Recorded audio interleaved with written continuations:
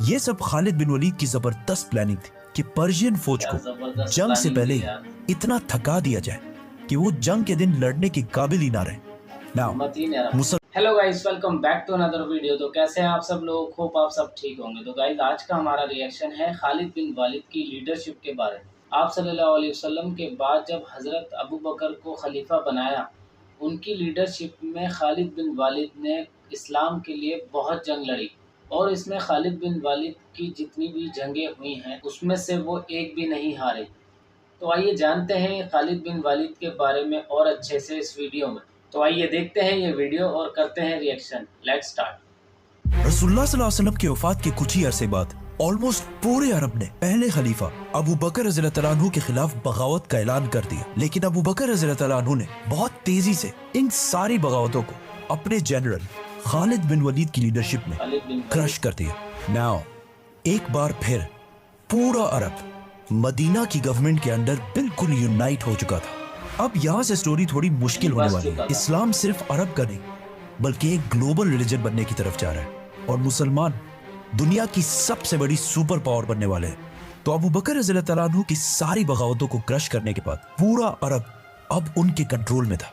लेकिन अरब फिर भी एक डेजर्ट था और बहुत ही गरीब इलाका था और पूरा अरब यूनाइट होने के बाद भी एक सुपर पावर नहीं बन सका। असल सुपर पावर अरब से बाहर रोमन और पर्शियन एम्पायर थी। ये दोनों एम्पायर्स दुनिया की बहुत बड़ी और बहुत पुरानी एम्पायर्स थी। इस्लाम के पहले दिनों से जब मुसलमान बहुत कमजोर थे, रसूलुल्लाह सल्लल्लाहु अलैहि वसल्लम बार बार उन सख्त हालात में भी फरमाते थे कि एक दिन हम रोमन और पर्शियन एम्पायर को फतह करेंगे, जिस पर मक्का के लोग इनका हमेशा बहुत मजाक उड़ाते थे। लेकिन अब सिर्फ कुछ ही साल बाद मदीना की रियासत इन दोनों सुपर पावर्स से टकराने वाली थी और आप सल्लल्लाहु अलैहि वसल्लम की इस बात को पूरा करने के लिए अल्लाह ने पहले से प्लानिंग की हुई थी। मतलब जब मुसलमान हिजरत के बाद मदीना में आहिस्ता आहिस्ता सेटल हो रहे थे, उसी टाइम रोमन और पर्शियन एम्पायर आपस में बहुत सख्त लड़ाई चल रही थी, जिसे हम इस वीडियो में एक्सप्लेन कर चुके हैं।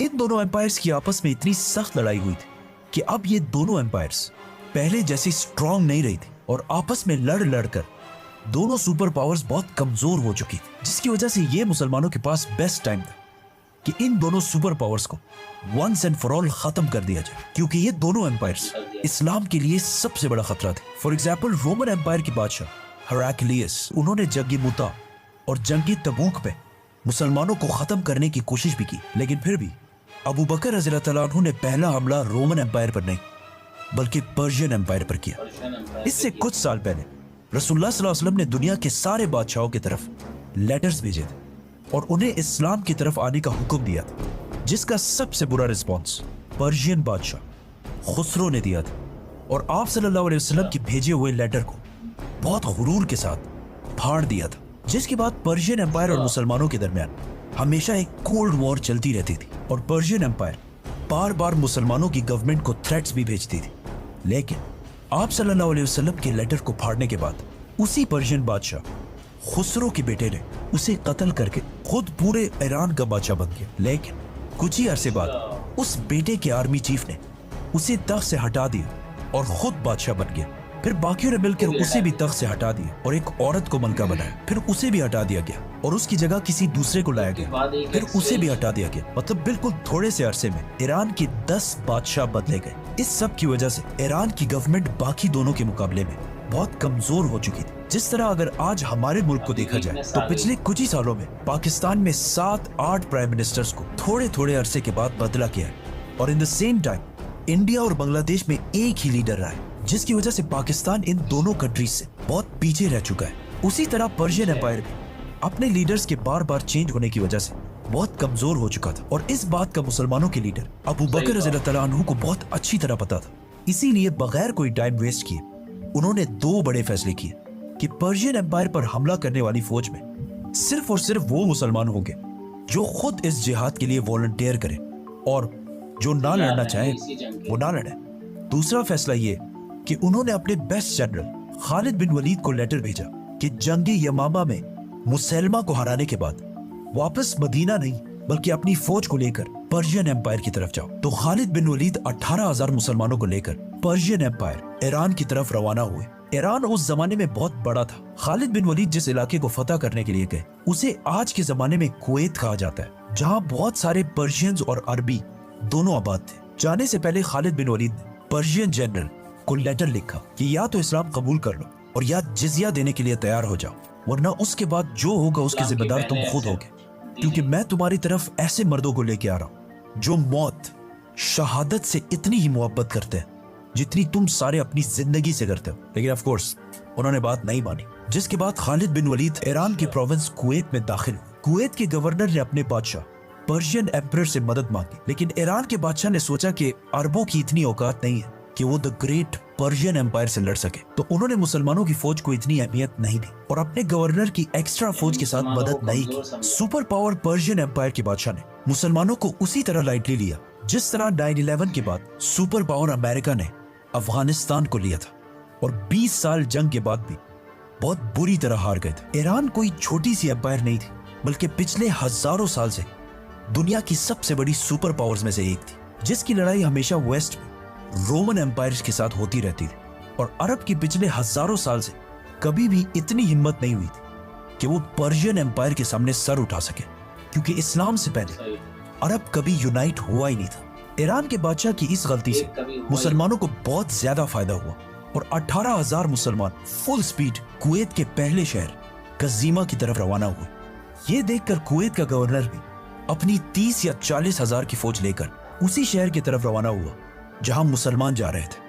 लेकिन जैसे ही उनकी सारी फौज वहां पहुंची, उन्होंने देखा कि मुसलमान इस सिटी नहीं बल्कि एक दूसरी सिटी हुफैर पहुंच चुके हैं। तो कुवैत का गवर्नर भी वापस उसी सिटी की तरफ जाने लगा। जैसे ही उनकी फौज वापस हुफैर पहुंची, खालिद बिन वलीद मुसलमानों को लेकर वापस पहली सिटी कजीमा की तरफ चले गए और वहां पहुंचकर सारे आराम करने लगे। तो वो दोबारा अपनी सारी फौज लेकर वापस कजीमा की तरफ चला गया। लेकिन जैसे ही उसकी फौज बिल्कुल थक हार कर कजीमा पहुंची, उन्होंने देखा कि सामने मुसलमानों की सारी फौज बिल्कुल रेडी उनका इंतजार कर रही है, जिसकी वजह से इस फौज को रेस्ट करने का कोई टाइम नहीं मिला। यह सब खालिद बिन वलीद की जबरदस्त प्लानिंग थी कि पर्शियन फौज को जंग से पहले ही इतना थका दिया जाए कि वो जंग के दिन लड़ने के काबिल ही ना रहे। नाउ, मुसलमानों की फौज और पर्शियन एम्पायर की फौज में बहुत बड़ा डिफरेंस था।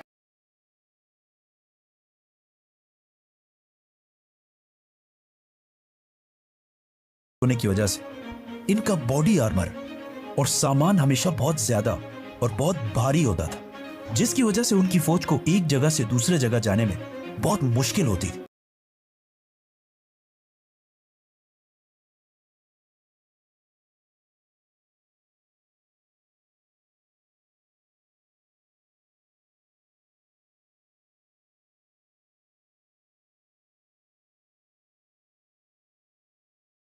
तो नंबर्स और ताकत से तो हम कभी भी इनका मुकाबला नहीं कर सकते। हमें सिर्फ अपनी स्पीड यूज करनी पड़ेगी और इसी स्पीड को यूज करते हुए उन्होंने बहुत तेजी से रोमन और पर्शियन एम्पायर जैसे सुपर पावर्स को गिरा दिया था।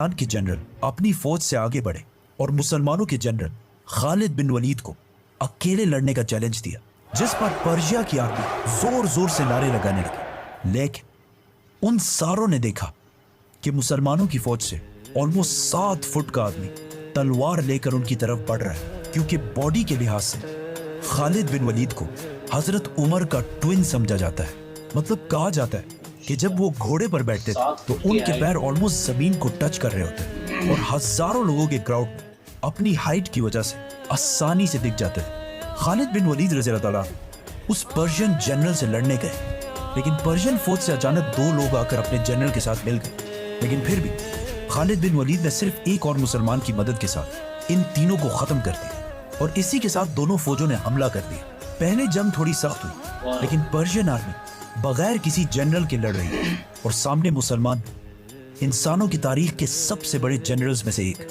खालिद बिन वलीद की लीडरशिप में लड़ रहे थे, जिसके बाद मुसलमानों ने उन्हें क्रश कर दिया और ये सारा इलाका फतह कर लिया।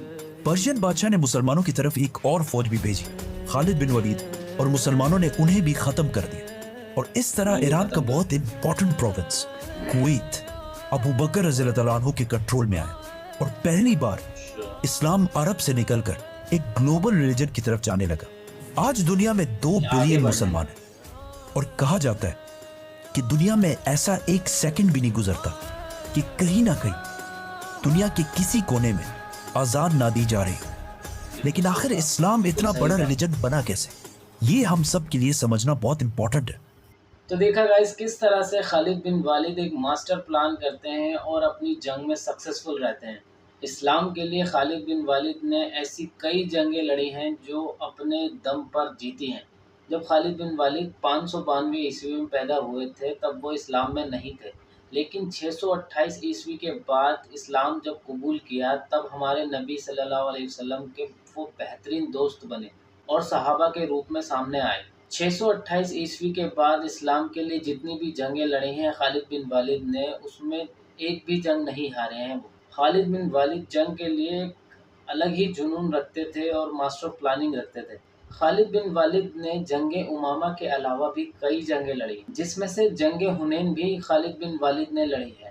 इस पे भी मैंने एक रिएक्शन वीडियो बनाई है, लिंक मैं डिस्क्रिप्शन में डाल दूंगा, जाके आप देख सकते हैं। आई होप आपको मेरे रिएक्शन के साथ साथ ये सब फैक्ट्स भी समझ आए होंगे। उम्मीद करते हैं आपको वीडियो पसंद आई होगी। बाकी वीडियो को like, comment, share and subscribe जरूर करें। मिलते हैं कैसी अच्छी इंटरेस्टिंग वीडियो के साथ, तब तक के लिए